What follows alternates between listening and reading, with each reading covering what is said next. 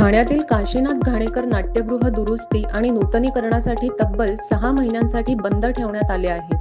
Painting, washroom, furniture, green room तसेच VIP रूमचे नूतनीकरण करण्यात येणार असून एक नवीन व्हीआयपी रूमही तयार केली जाणार आहे.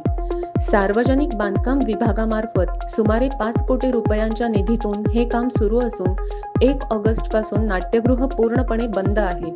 पावसाळ्यात नाटकांचे प्रयोग कमी असल्याने ही कामे हाती घेण्यात आली असून 1 जानेवारीपासून नाट्यगृह पुन्हा रसिकांसाठी खुले होणार आहे. काशीनाथ घाणेकर 2011ला आपण ओपन केलेलं आहे. त्याच्यानंतर आज 2026 पर्यंत त्याच्यामध्ये कोणतंही मेजर रिपेअर वर्क आतापर्यंत करण्यात आलं नव्हतं. आणि आपण आता ह्या नाट्यगृहामध्ये सगळं पेंटिंग वर्क, पूर्ण नाट्यगृहाचं पेंटिंग, नंतर वॉशरूम्स, नंतर तिथलं वरचं सिलिंग, फॉल सिलिंग, डोअर्स, खिडक्या, नंतर गेस्ट रूम मधले फर्निचर, व्हीआयपी मधलं फर्निचर, ग्रीन रूम मधलं फर्निचर, या सर्व गोष्टी आपण आता नव्याने तिथे तयार करणार आहोत. साधारण किती दिवसांचा कालावधी या दरम्यान लागणार आहे आणि किती रुपयांचा शासनाकडून मंजूर करणार? ह्या कामाला जवळपास 6 महिन्याचा अवधी लागण्याची शक्यता आहे, असं आम्हाला सार्वजनिक बांधकाम विभागाकडून कळवण्यात आलेलं आहे. आपण 1 जुलैपासून मिनी थिएटर बंद केलेलं आहे आणि 1 ऑगस्ट पासून आपण मेन थिएटर ह्या कामासाठी बंद ठेवण्यात आलेले आहे. आणि हे काम 1 जुलैपासून 6 महिने म्हणजे जवळजवळ डिसेंबर पर्यंत हे सुरू राहील. 1 जानेवारीपासून हे नाट्यगृह नव्याने आपल्याला पाहायला मिळेल. निधी हा शासनाचा निधी जवळजवळ 5 कोटी निधी आपल्याला या कामासाठी उपलब्ध झालेला आहे.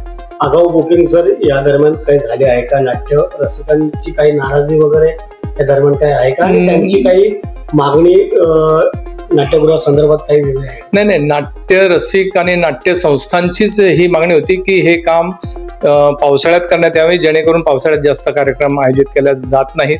त्या दृष्टीने त्या मागणीचा विचार करूनच आपण हे पावसाळ्यात बंद ठेवत आहोत. आणि राहिला प्रश्न बुकिंगचा, तर आपण 31 जुलैपर्यंत हे नाट्यगृह कार्यक्रमांसाठी बुक करण्यात आलं होतं आणि 31 जुलैपर्यंतचे सर्व कार्यक्रम अतिशय उत्तम रीतीने सादर झालेले आहेत. आणि 1 ऑगस्ट पासून असं कोणतंही नव्याने बुकिंग घेण्यात आलेलं नाही.